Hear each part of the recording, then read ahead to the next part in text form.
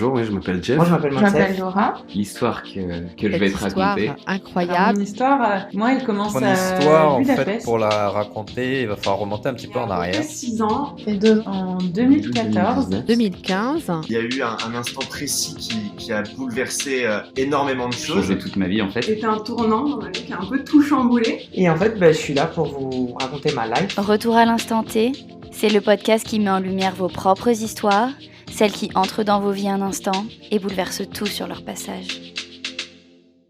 Bonjour à tous et bienvenue dans le 9e épisode de Retour à l'instant T, le podcast qui met en lumière vos propres histoires, celles qui entrent dans vos vies un instant et bouleversent tout sur leur passage. Aujourd'hui, nous allons découvrir l'histoire de Julien. Pourquoi on nous met une telle pression à trouver notre voie ? Trouver sa vocation. Comme si c'était la solution ultime pour atteindre le bonheur, pour être heureux dans sa vie. Mais est-ce que c'est vraiment la solution ? Moi, honnêtement, j'ai jamais eu aucune certitude sur ce que je voulais faire dans la vie. Et aujourd'hui, j'en ai toujours pas. J'ai commencé des études artistiques, malgré qu'on m'y ait pas trop encouragé, autant à l'école qu'à la maison. Parce que tu comprends, les études de commerce, c'est quand même plus sûr, t'auras un vrai travail ensuite. Et puis de toute façon, j'avais pas d'autres idées, donc je me suis lancée. Et franchement, j'ai adoré. Mais ça n'empêche pas qu'aujourd'hui, ce qui m'anime, c'est de faire des podcasts, c'est de rencontrer des gens qui me partagent des histoires incroyables, cet aspect relationnel, cette bulle bienveillante, ces échanges, ces partages. Et du coup, quoi ? J'ai 2 vocations, j'en ai aucune, j'en sais rien. Pourquoi on devrait avoir un idéal, quelque chose de figé dans le temps ? Une vocation, ça peut évoluer, et puis pourquoi le terme vocation ? Pourquoi il faudrait que ce soit si sûr qu'il ne devrait pas changer ? La question, c'est surtout de savoir ce qui nous plaît dans l'histoire. Et déjà ça, c'est assez compliqué. Julien, lui, il savait pas du tout. Professionnellement parlant, il s'ennuyait. Et dans son couple, ça n'allait pas non plus. Du coup, il a décidé de tout quitter, son appartement, sa famille, ses potes, son travail et son mec. Et pourquoi ? Pour partir à l'autre bout du monde et se découvrir. Partons ensemble à la découverte de l'histoire de Julien. Retour à l'instant T. On va revenir un peu en arrière parce que c'était il y a 7-8 ans déjà. C'était en 2011. Alors en fait à ce moment-là, moi il faut que tu saches que je suis charentais-maritime. J'habite à Saintes près de La Rochelle. Je rencontre un mec, ça se passe super bien et en fait ce mec habite à Montpellier. Et donc du coup, je plaque tout en Charente-Maritime en plein été. J'emmène mes potes avec moi et en fait on décide de se faire une énorme coloc à Montpellier. Donc mon mec et mes 2 potes. Super, sur le tableau, c'est vraiment parfait. Ouais, c'est super, tu vois, on est jeunes, à ce moment-là, je crois que j'ai 21 ans, un truc dans le genre, donc c'est super. Donc c'est cool, on trouve un appart là-bas, et moi, l'objectif principal, c'est, je veux faire une fac de langue, la fameuse fac LEA, parce que j'adore les langues, et je me dis, c'est super cool de savoir parler anglais, le portugais, etc. Je m'inscris à la fac, c'est une catastrophe monumentale pour moi, parce que je suis nul à la fac. Si j'ai pas quelqu'un derrière moi qui me gère, c'est l'angoisse. Pas du tout pour moi la fac, la prise de notes, tout ça, c'est vraiment pas un truc qui me passionne. Déjà l'école en soi, c'était pas un truc. Tu vois, je sortais d'un BTS en alternance. J'avais fait 1 an de pause où j'étais pion dans mon ancien lycée à Saintes, en Charente-Maritime. J'ai quand même envie de reprendre les études juste pour le côté langue parce que je me suis dit un jour ça me servira, ça sera super important, tu vois. Et comme j'étais une brêle en anglais à l'école, bon bref, ça se passe vraiment pas bien à la fac. Donc là, on est en septembre 2011, du coup. Et au bout d'un mois, j'abandonne la fac, tu vois. J'ai un crédit sur le dos parce que bien sûr, je travaillais pas, donc j'ai un crédit de 15 000 euros à l'époque sur le dos quand même, parce que je m'étais dit, il me faut 5 000 euros par an pour que je puisse au moins vivre. Heureusement, la banque a une super idée, c'est de bloquer 5 000 euros chaque année, donc je ne pouvais pas dépenser plus. Parce que la petite morale de l'histoire, c'est que aujourd'hui j'ai 32 ans et je viens juste concrètement ce mois-ci de rembourser mon prêt étudiant final. Ça y est, c'est derrière moi, mais ça m'a coûté très cher tout ça. Bon bref, j'arrête la fac et je me dis maintenant Julien, peut-être falloir trouver une solution et donc du coup je me passionne à ce moment-là pour l'informatique et les produits Apple. J'ai toujours adoré les Mac, les iPhone et mon rêve c'était de bosser chez Apple. Et ça tombe bien, à Montpellier, il y a un magasin Apple au centre commercial Odysseum.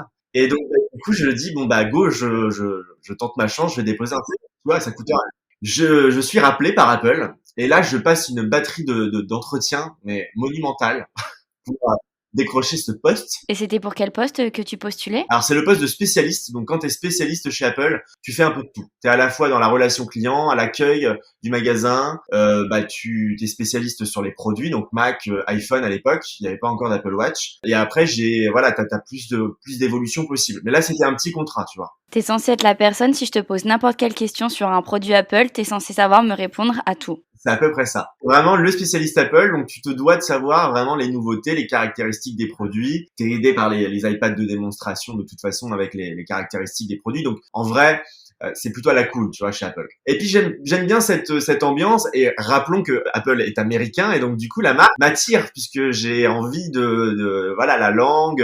Moi j'ai toujours dit à mes parents que j'étais un peu au fond de moi américain, tu vois. J'ai un côté extraverti, un côté le show américain, j'adore ça. Et donc du coup je passe plusieurs entretiens, on est en groupe et puis tu sais c'est un peu la méthode entonnoir. Plus tu passes d'entretiens, moins il y a de monde. Je décroche mon poste chez Apple, super cool. Déjà je suis rassuré parce que j'ai abandonné la fac et j'ai rien derrière. Donc ça c'est cool. Et au final j'obtiens mon poste de spécialiste à un poste de 25 heures par semaine. Donc là, si je comprends bien, t'as fait 1 mois de fac, mais t'es juste après le bac, t'as dans les 18 ans. Là j'ai 21 ans là, tu vois. J'ai eu mon BTS, j'ai fait 1 an de pion en Charente-Maritime après mon BTS et puis après je suis parti à Montpellier directement de nouveau dans les études quoi, en mode on verra bien ce qui se passe. D'accord, oui, je comprends mieux. Donc t'avais déjà un petit bagage derrière toi. J'ai un petit bagage, mais bon, tu vois, à ce moment-là, je ne sais pas du tout ce que je vais faire de ma vie. Et en fait, je me rends compte aujourd'hui à 32 ans que, en fait, c'est ça qui m'anime. C'est que j'aime ne pas savoir ce qui va se passer ou ce que je vais faire dans l'avenir. Tu restes ouvert à l'imprévu. L'imprévu. Et c'est ça qui est cool, en fait. C'est ça qui est génial. Mais à ce moment-là, je suis un garçon paumé. Je ne sais pas ce que me réserve la vie. Donc, je commence vraiment ce premier CDI. Je signe un CDI, tu vois, c'est génial. J'avais jamais signé de CDI. C'était que des CDD jusqu'à maintenant. Et je me dis, Julien, ma vie est toute tracée, c'est génial. Donc je commence chez Apple, je gravis les échelons et j'arrive dans la Silicon Valley. Mais c'est ça, en fait, tu te dis, mais génial, j'ai un 25 heures, je vais évoluer, il y a plein de postes chez Apple où tu peux prendre tes marques. C'est super, tout va bien se passer. Ça ne s'est pas du tout passé comme ça.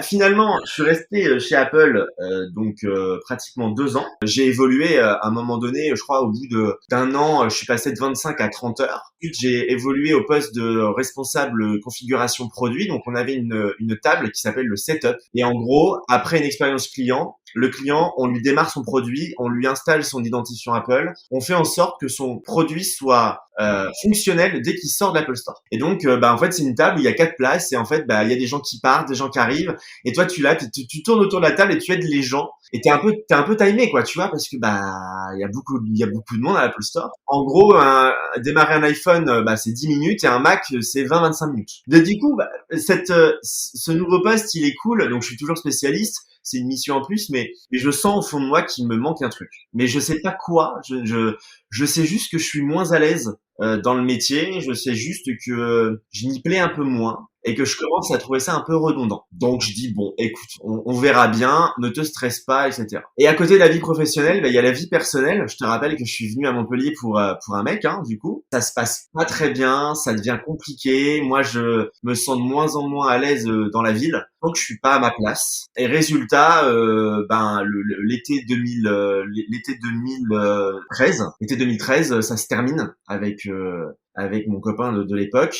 Je suis dévasté, c'est l'enfer. Alors moi, je suis Cancer en plus. Je crois beaucoup aux signes astrologiques. Moi aussi, je vois très bien Cancer avec la nostalgie, y a rien qui va, toujours dans le passé. Et quel signe, toi? Je suis Lion. T'es Lion. Ah ouais, mais d'accord, ok. Donc je vois à peu près le genre aussi. On a l'émotion qui nous anime. Exactement, on vit le truc. Mais par contre, toi, c'est quand même pire, hein. Moi, je suis en mode drama 100%. Enfin, c'est l'enfer, tu vois. Je vis très très mal le truc et je remets tout en question à ce moment-là. Je sais pas du tout gérer à ce moment-là mes émotions. C'est un enfer. Et au final, je commence à vraiment déprimer, clairement. Je sens que ma vie il y a plus d'ordre dans ma vie, je sens que ça ne va plus du tout. Et à ce moment-là, ma meilleure amie de toujours, ça fait à ce moment-là depuis le collège qu'on est meilleure amie avec Gaëlle. Et Gaëlle, elle vit donc, elle m'a rejoint à Montpellier, c'est elle que j'ai emmenée dans ma galère. Et elle fait aussi une fac de langue, mais elle tient le coup, tu vois. Elle a beaucoup plus de volonté que moi. Et donc du coup, Gaëlle, à ce moment-là, autour d'elle, elle entend que il y a plein de monde qui veulent partir en tant qu'au pair aux États-Unis. Donc quand tu pars au pair, c'est-à-dire que tu pars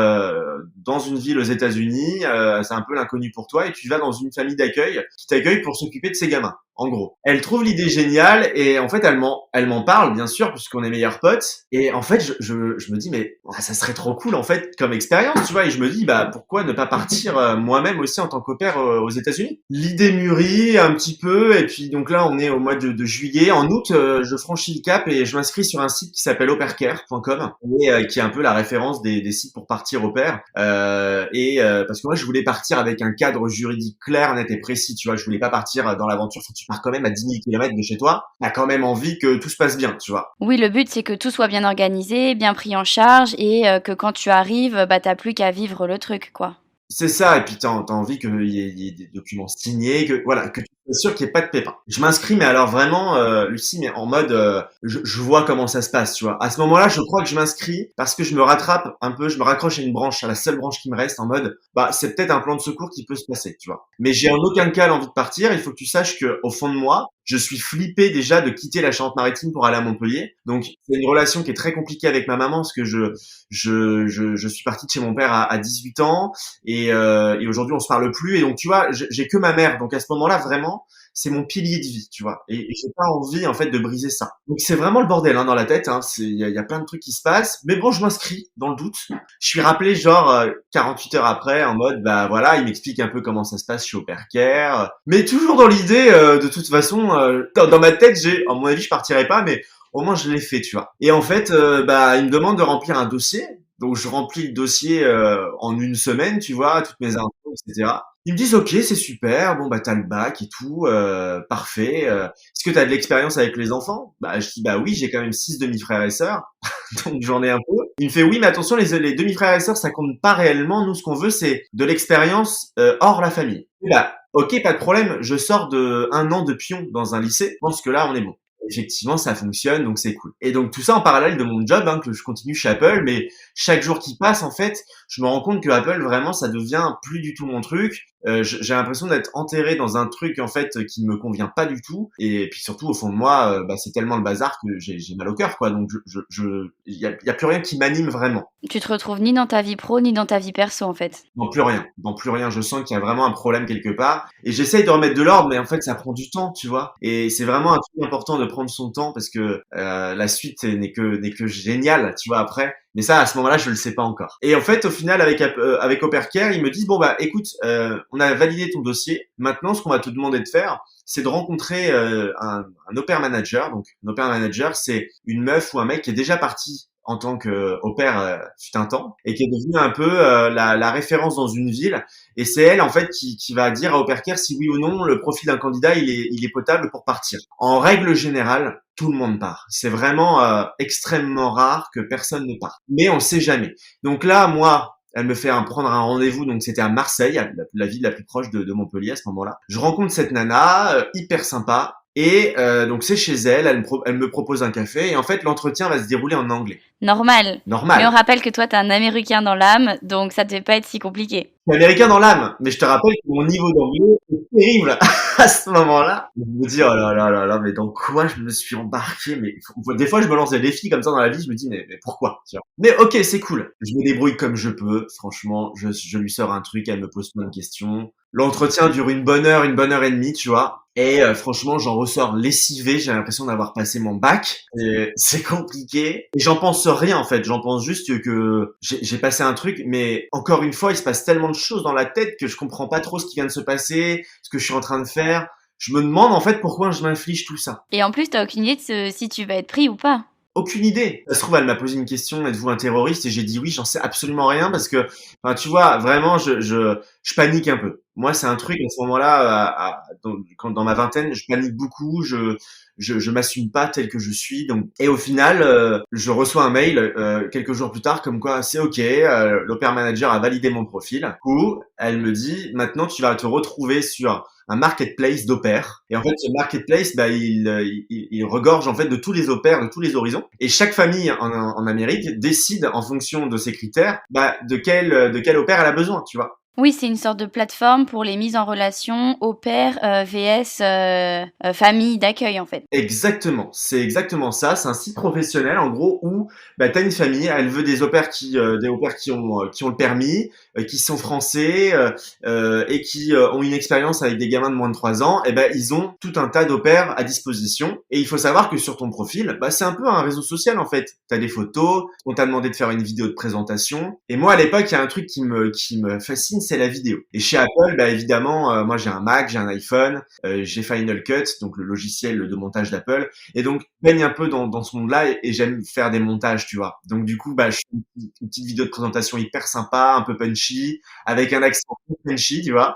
Et je prends mon pied vraiment, c'est du plaisir et tout ça, à faire tout ça. Et on me dit, Julien, maintenant que tu es sur le marketplace, j'ai un truc à te dire, je te préviens, il y a un problème dans le fait que de devenir au pair quand t'es un garçon, c'est que on recherche très peu de garçons. Et je me dis ok, c'est pas grave, de toute façon, moi ça m'arrange puisque je me suis embarqué dans un truc que je maîtrise absolument pas. Et je crois que la vie en fait a accéléré le truc et je me dis si ça prend du temps, c'est pas grave, tu vois. Je suis pas pressé, de toute façon, je sais pas ce que je suis en train de faire, donc en vrai, c'est cool, y a pas de problème. Je reçois un mail à 20h un soir, tu es sur le marketplace, à 22h, j'ai une famille qui me contacte. Et là, je suis comme un fou.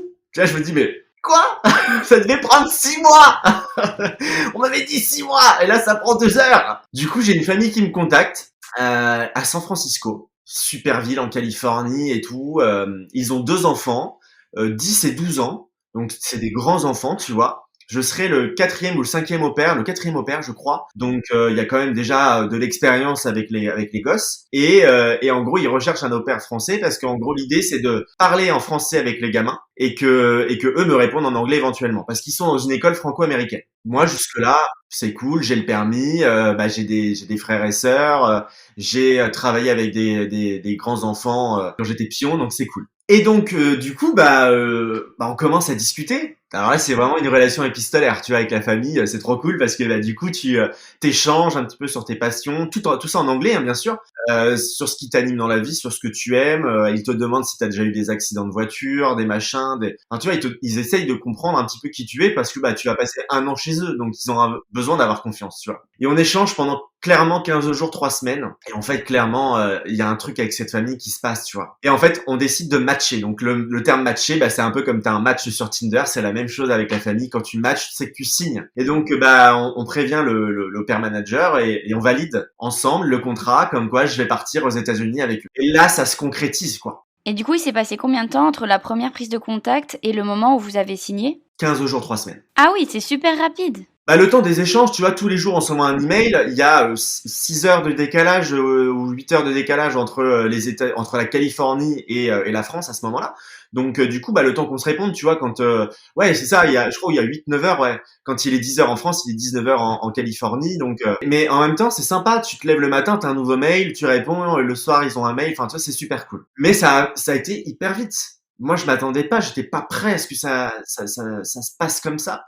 Et en même temps, moi, je fais énormément confiance en la vie et je me dis, si ça doit se passer comme ça, c'est qu'il y a une raison, tu vois. Et moi, à ce moment-là, je commence à comprendre, que ma rupture a un sens, que mon boulot, je me sens plus bien, il y a un sens. Pour moi, vraiment, c'est un vrai sens. Parce que je suis pas là au bon endroit et que, en fait, on essaye de m'amener vers autre chose. Je suis très dans cette dynamique-là et ça m'aide beaucoup aujourd'hui et je pense vraiment que si t'es pas à ta place à un moment donné, c'est qu'il y a quelque chose d'autre qui t'attend. Ça prend du temps, il faut l'accepter et je pense qu'il y a un processus d'acceptation qui est très long et que moi je n'avais pas à ce moment-là où je ne maîtrisais pas du tout le truc. Mais aujourd'hui ça m'aide vraiment à relativiser, tu vois, parce que t'as plus de job, t'en trouveras un, des boulots, y a pas de problème, tu vois, je suis parti de la fac, j'ai trouvé un job, puis maintenant je pars au pair, enfin, tu vois, c'est cool. Et donc à ce moment-là, on est en septembre, octobre, et donc on signe pour que je parte le 4 janvier 2014, du coup. Ça me laisse 3 mois. Je lâche mon appart, je démissionne de chez Apple, enfin tout s'accélère, tu vois, je mets tout en place et je pars de chez Apple donc du coup en décembre. Mais entre-temps, je rencontre un nombre incalculable de collègues qui me disent mais Julien, mais qu'est-ce que tu fais? Mais ça te mènera nulle part. Complètement, tu vois, le genre de terme qui te bouffe de l'intérieur parce que ça te fait peur quand on te dit ça, tu vois. Quand t'as pris une décision, tu penses que c'est la bonne et que c'est la mieux pour toi et t'as des gens qui, en toute bienveillance pour eux, parce que ils ont pas confiance en eux, et donc du coup ils transmettent cette non-confiance sur toi, ils te disent mais Julien, mais tu te rends compte de ce que t'es en train de faire, mais ça va pas, t'as un CDI et tout. En plus de ça, t'adores ce métier, on le sent, et tu pourrais évoluer. Enfin, on me fait douter à mort. Ouais, je comprends, alors qu'en fait, ils font que projeter sur toi leurs propres convictions, leur propre train de vie et leurs peurs. Sauf que toi, en fait, t'allais pas bien dans ta vie professionnelle ni personnelle, donc il fallait du changement, mais ils pouvaient pas le comprendre. Mais c'est ça. Pour tous ceux qui écoutent le podcast, vraiment, si vous avez des collègues comme ça, Lucie a la raison. C'est vraiment, ils transposent sur vous ce que eux n'oseront jamais faire. Donc, faut pas leur en vouloir. C'est du courage et beaucoup de confiance qui se crée, qui s'entraîne à avoir. Toi, si tu arrives à le faire, bah fais-le, mais n'écoute pas forcément tout le temps les autres. Voilà, c'est vraiment un peu la morale déjà de cette première partie, tu vois. Après, je pense que c'est toujours bien d'écouter ce que les autres ont à te conseiller, mais il faut vraiment faire le tri et savoir nous pourquoi on le fait et ne pas le perdre de vue en fait. Exactement. Je pense qu'il faut prendre des bouts, des parties, des choses qui peuvent t'aider toi, mais se remettre en question, parce que déjà chacun vit sa vie différemment, t'as pas la même pression, la même vie. Et puis c'est vrai que avec le recul, tu vois, tous ces gens-là aujourd'hui n'ont pas bougé de leur vie, ils sont toujours à Montpellier, ils travaillent toujours chez Apple. Donc il y a quelque part aussi l'envie du challenge, tu vois. Il y en a qui sont très posés comme ça et ça leur convient. Moi, c'était pas mon cas. Et donc dernier jour chez Apple, donc moi je suis hyper excité à l'idée de savoir que je vais partir aux États-Unis. Enfin, c'est un nouveau monde, tu vois. Et plus les jours passent et plus je suis rassuré de savoir que j'ai une nouvelle vie qui m'attend. Je me dis mais tu te rends compte, moi au fond de moi, je me suis toujours senti un peu américain. Je regarde les shows à l'américaine et tout sur télé. Et là, je vais partir vivre à San Francisco, qui est la ville mais de référence pour un Français, parce qu'il y a une communauté française. C'est une ville gay friendly et donc moi, je fais partie de la communauté LGBT. Je suis trop content, tu vois. Je me dis c'est génial. Et du coup, c'était un contrat qui durait combien de temps sur place ? Pour 1 an, c'est 1 an minimum que tu peux renouveler ensuite sur 6 mois, 9 mois ou 1 an supplémentaire. Mais moi déjà, je me dis à l'époque, je vais partir 1 an, c'est déjà pas mal, tu vois, c'est cool. On verra bien ce qui se passe. Et donc, le 4 janvier, donc j'organise mon déménagement et tout, je mets des affaires un peu partout à Montpellier. Et le 4 janvier, je pars. Ça y est, je prends l'avion. Je pars, c'est le départ. Je rencontre 2-3 au pairs dans l'avion, des Français aussi. Et en fait, avant d'arriver dans ta ville de référence, où tu as matché, on est tous réunis à New York, dans un hôtel, pour se faire former en fait. On est formé pendant 1 semaine, un petit peu à la transition entre ton pays et les États-Unis. On t'apprend à gérer, si t'as des petits-enfants, comment ça se passe, à faire connaissance. On te dit voilà, et quand tu fais connaissance, tu te mets à genoux la première fois pour être au même niveau de l'enfant, pour pas que tu aies une supériorité sur l'enfant. Tu vois, il y a un truc vraiment aux États-Unis qui est différent. On t'apprend que le tips, alors le tips, c'est quand tu laisses un tips, c'est quand tu laisses un pourboire dans un restaurant, c'est obligatoire, ça fait partie de la tradition. Il faut le savoir. Donc on t'apprend tout ça, tu vois. Je trouve ça plutôt intelligent parce que d'un côté, ça vous fait un récap sur ce que vous avez déjà vu et voir si vous savez vraiment vous occuper d'un enfant. Et en même temps, ça vous prépare à la vie qui vous attend aux États-Unis. Exactement, ouais, c'est ça. On t'apprend les gestes du premier secours si un enfant se brûle. Vraiment, on te conditionne à ton nouveau métier d'au pair. Parce que moi, je considère ça comme un métier, vraiment, tu vois. Et je dis, ok, c'est cool. Alors, bien évidemment, nous, on est français. J'ai 24 piges, donc je suis tout feu, tout flamme. Je t'explique pas, on fout le bordel. Enfin, un français, quoi. Ah, vraiment, là. Et d'ailleurs, tout le monde le voit. On est un gros groupe de français.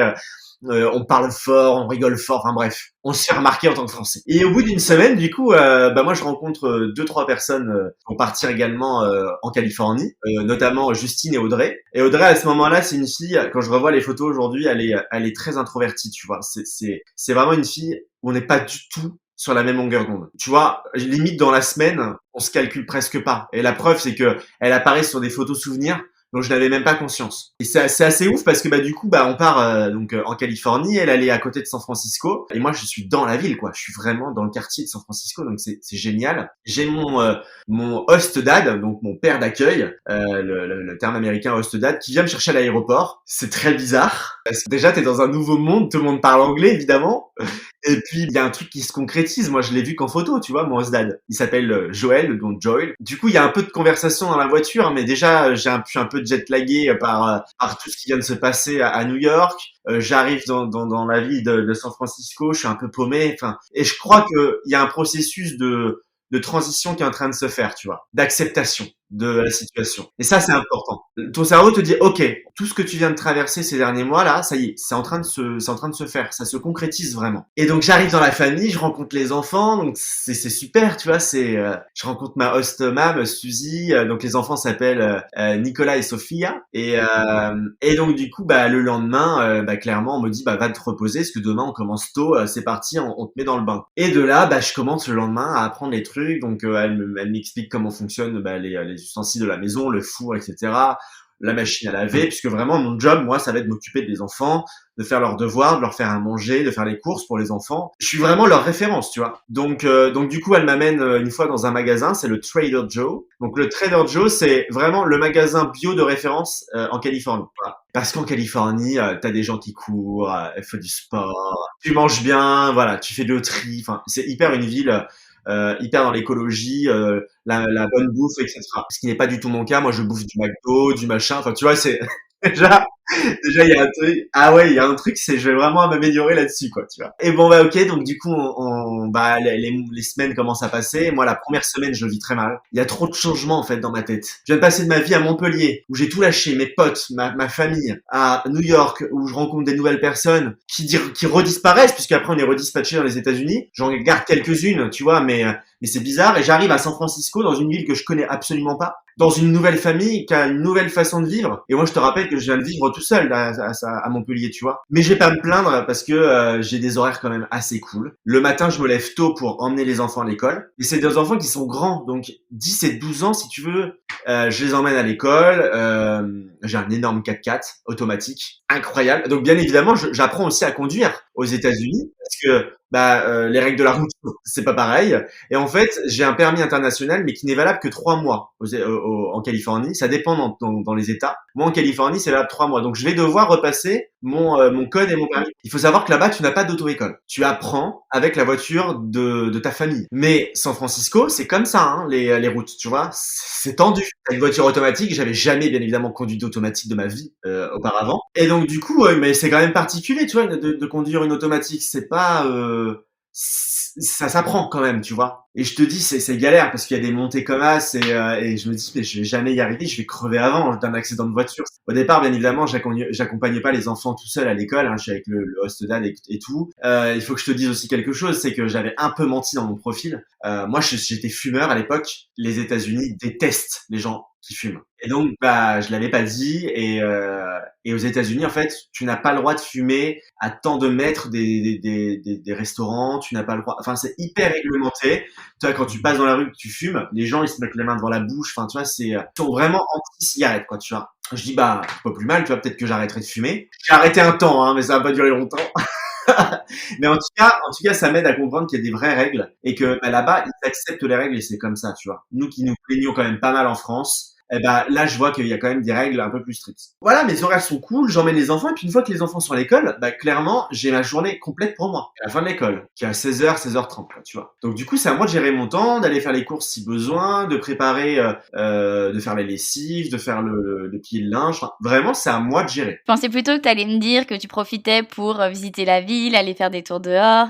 Bien évidemment, j'y pense, tu vois. Mais avant, déjà, il y a des choses à faire. Puis, bien évidemment, t'as la ville à visiter. Et ce qui est bien, c'est que San Francisco, c'est une petite ville. Donc, tu mets pas non plus 3 plombes à la visiter. Il y a plein de choses à faire. Donc, c'est cool. Le soir, je récupère les enfants. Ils ont des activités extrascolaires. Donc, Nicolas a souvent de l'aide sur ses devoirs. Il a aussi des matchs de baseball. Sophia aussi, elle a des cours de danse, des machins. Enfin, à l'américaine, quoi. Tu vois, vraiment. Donc, faut gérer tout ça, plus les devoirs à faire, plus. C'est une vraie organe, tu vois, à ce moment-là. Je m'en rends pas compte, mais c'est une vraie organe à avoir. Du jour au lendemain, en fait, t'es devenu parent. J'ai eu 2 enfants. J'ai hérité de 2 enfants d'un coup. Mais comme je te dis, c'est difficile. Et en fait, la première semaine, j'appelle ma mère en pleurs. Tu vois, je fais un FaceTime en pleurs et je lui dis, mais qu'est-ce que j'ai fait? Mais qu'est-ce que j'ai fait, quoi? Pourquoi je suis parti là-bas? Mais quelle connerie j'ai fait? Et je me dis, mais t'es bête. Vraiment, je me sentis bête, en fait, d'être parti. À ce moment-là, tu te disais encore, mince, j'aurais dû écouter mes collègues d'Apple. À ce moment-là, ouais. Attends, c'est normal. T'as une transition incroyable qui est en train de se faire dans ta vie. C'est hyper brutal. Évidemment que le cerveau a besoin de se remettre, quoi. Tu vois, de souffler un peu. Les mois passent, je vais mieux. Je parle beaucoup avec Suzy, ma host mom, et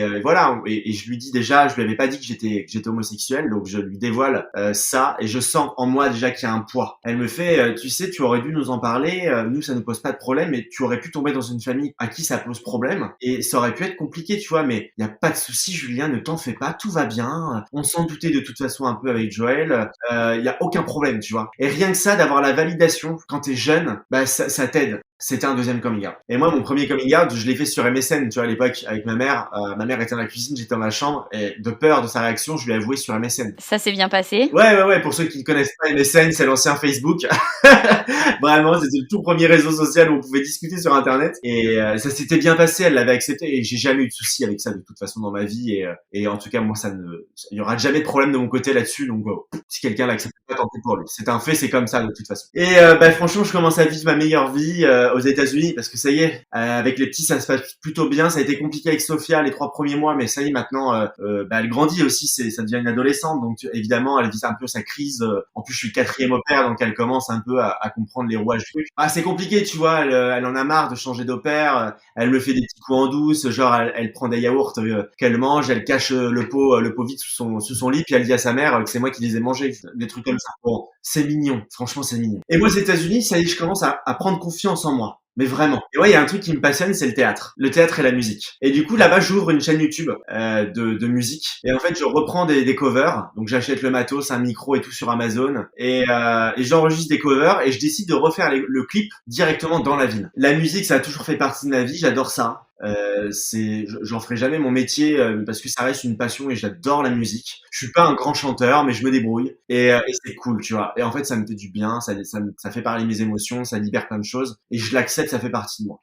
Tu vois, j'ai un tatouage juste là, je sais pas si tu le vois, voilà, la musique. Voilà, j'adore ça et c'est super cool. Et en fait, ouais, j'ai une team. Je te rappelle qu'il y a cette fameuse Audrey avec qui on se retrouve à San Francisco, qui elle aussi fait du chemin de ouf. Elle s'assume de plus en plus. Elle s'accepte telle qu'elle est, elle s'ouvre au monde et je vois une nouvelle femme qui débarque, tu vois, dans sa nouvelle vie, parce que clairement c'est une nouvelle vie pour elle. En fait, à San Francisco, on te juge pas quand tu fais un truc artistique à l'extérieur. Là où à Paris, les gens vont te regarder, se moquer. À San Francisco, les gens s'en foutent parce que c'est de la création et je pense que là-bas ils ont le culte de la création, de la créativité et bossent pour avoir ce que tu veux. Donc du coup, je me lance à créer des vidéos et tout avec une caméra. Enfin, j'avais mon appareil photo avec lequel je filmais, tu vois. Et Audrey qui m'embarque un peu partout dans la ville et j'enregistre des super chansons sur Twin Peaks, donc c'est une vallée qui surplombe San Francisco, donc c'est un cadre incroyable. Je fais ça sur la plage,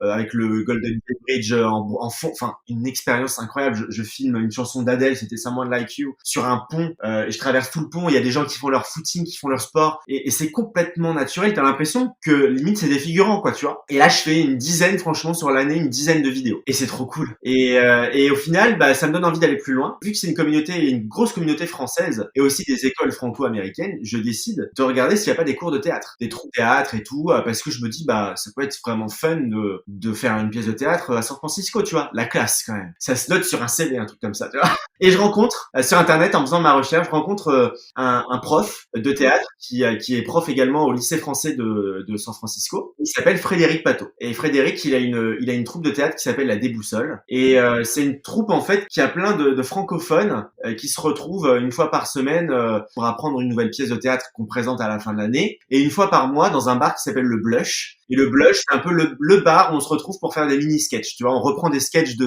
d'humoristes connus. On se rencontre autour d'un café. Et en fait, je me rends compte que Frédéric, donc moi, j'ai à ce moment-là, à 24 ans, il en a 40, tu vois. Et en fait, je me rends compte que c'est moi plus tard. C'est moi, c'est vraiment moi à 40 ans, tu vois. Et il a une énergie de dingue. Il a le cerveau qui fuse dans tous les sens.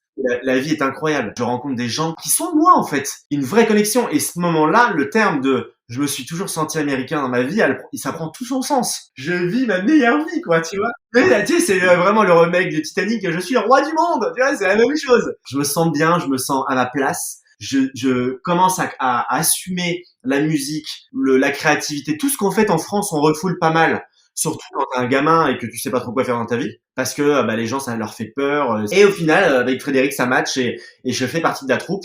Et toutes les semaines, on révise une pièce de théâtre qui, si je me trompe pas, s'appelle Sous les yeux des femmes garde-côtes. Et je joue le rôle d'un travelo SDF. Donc je suis habillé vraiment avec une robe rose, une perruque rousse, un peu à la rebelle, tu vois, de Disney. Rebelle. Vraiment, j'ai une coupe, c'est incroyable. Mais du coup, je joue un rôle qui est tellement puissant parce que tu peux faire tellement de choses, tu vois. J'accentue le personnage vraiment sur l'homosexualité, sur aguicheur, à tout. Et franchement, je crois que ça débloque plein de choses en moi sans que je sache. Du coup, je fais de la musique, je fais du théâtre, je visite la ville, je parcours un petit peu aussi les États-Unis. Alors très très peu. Je suis pas un mec qui voyage beaucoup parce que déjà rien que pour moi d'avoir parcouru le monde pour aller à San Francisco, c'était déjà pas mal. Mais genre j'ai été à Los Angeles, j'ai fait une croisière au Mexique avec ma meilleure pote et Audrey. Puisque Gail, ma meilleure pote, est venue me voir à la période d'Halloween. Voilà, il faut savoir que Halloween là-bas c'est démentiel et c'est tout moi. Donc du coup, j'achète un costume démentiel. Je suis habillé en Édouard aux mains d'argent. J'ai les mains ciseaux. Enfin, c'est incroyable. Je fais sensation dans la ville. Je suis arrêté tout le temps. Genre mes potes, ça les saoule parce que du coup, on est en soirée. Et, en fait, je suis arrêté tout le temps pour faire une photo et puis je joue le personnage, bien évidemment, parce que j'ai l'âme de comédien en moi à ce moment-là. Et puis en vrai, le costume a coûté 200 balles. C'est le vrai costume officiel, mais c'est génial, quoi. Et je l'ai encore, ce costume. Je l'ai ramené de San Francisco. Maintenant, à toutes les soirées déguisées, tu dois ressortir ton costume.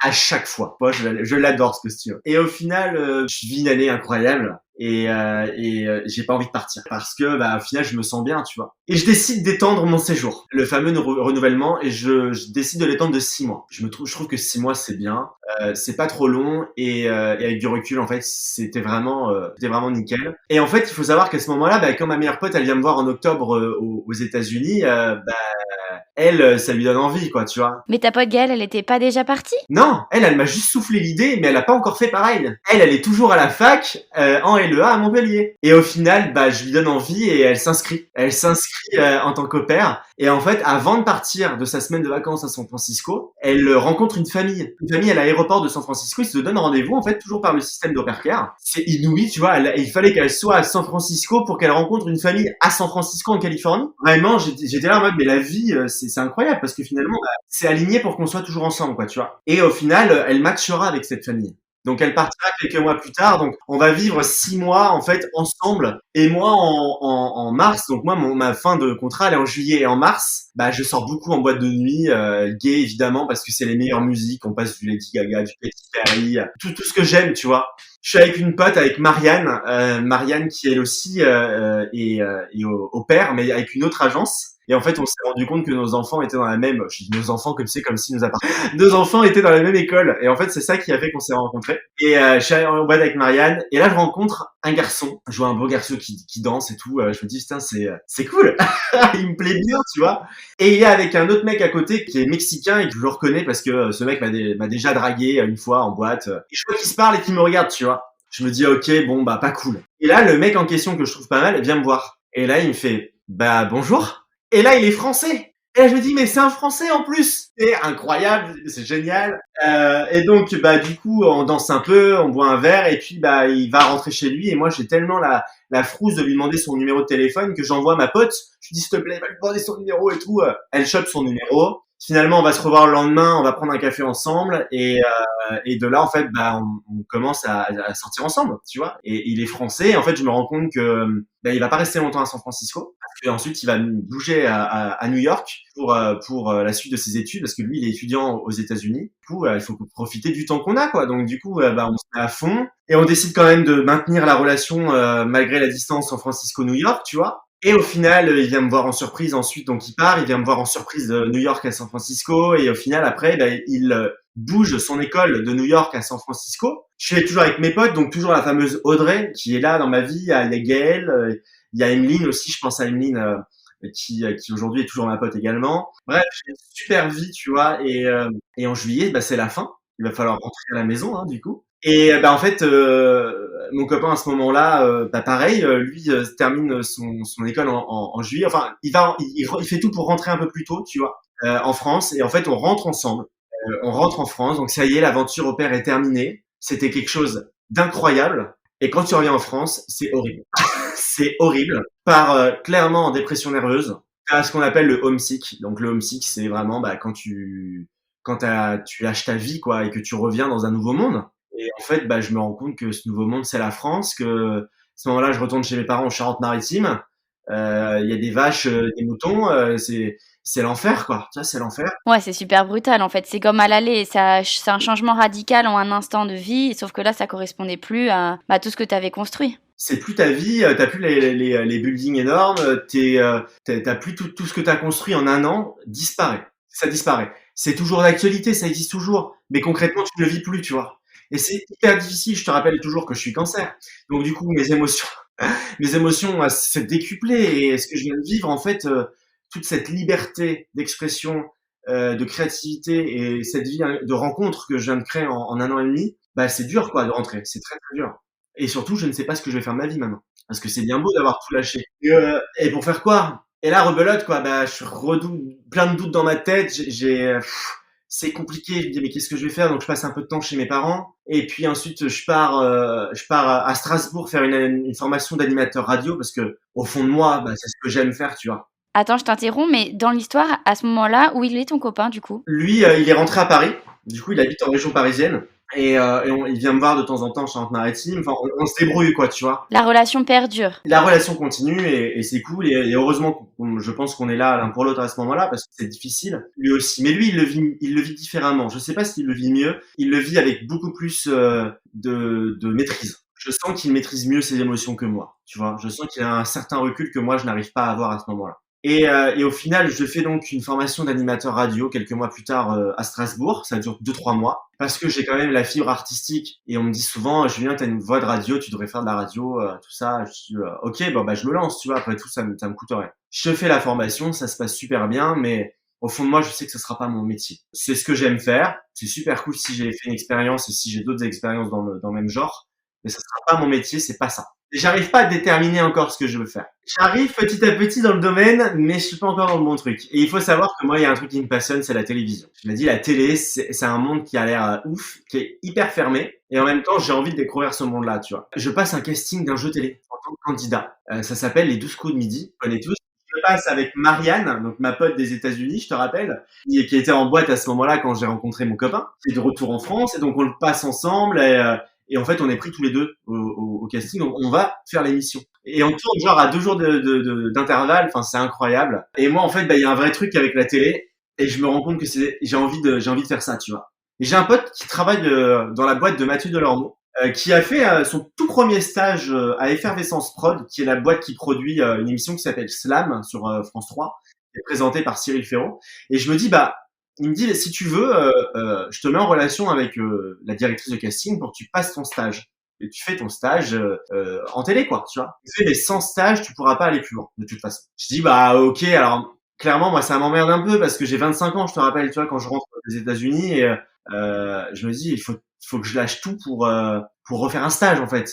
Oui, et puis un stage, ça te ramène quand même au cadre scolaire, c'est moins bien rémunéré, et puis tu sais pas non plus sur quelles opportunités ça peut déboucher. Ouais, c'est compliqué. Enfin, c'est payé une misère, tu vois. Je suis payé 400 balles le mois. Je me dis, mais comment je vais faire? Bon. Donc au final, bah, j'accepte. Donc je rencontre le stage, je te la fais en bref, mais ça fonctionne. Je suis pris. Moi, à ce moment-là, du coup, bah, je déménage chez la maman de mon copain, où on vit ensemble. Donc c'est à une heure et demie de Paris, c'est en Seine-et-Marne. Donc toi, t'as de la voiture, t'as du train, t'as du métro. Enfin, clairement, c'est une tannée pour aller au stage, hein. Mais on le fait. Moi, je le fais. Lui aussi, il trouve un job à Paris et on débute cette carrière-là comme ça. Et au final, bah, ma carrière de casteur commence ici et elle perdure jusqu'à maintenant, quoi. Et ça fait aujourd'hui 7 ans que je suis dans la télévision. J'ai travaillé pour une quinzaine d'émissions. J'ai doublé, triplé les saisons de certaines émissions. Je me suis un peu spécialisé dans le jeu et les émissions de pâtisserie. Je m'occupe notamment du casting du meilleur pâtissier. Je suis parti sur le tournage en tant que coordinateur candidat. Là, j'ai été directeur de casting sur Tous en cuisine, l'émission du phare du confinement. C'est incroyable parce que j'ai trouvé ma voie où j'ai réussi à trouver à être qui je suis, à rencontrer des gens tout le temps, des gens qui ont envie de participer à une émission de télévision, donc c'est que du fun, que du plaisir. Et je me sens bien à ma place.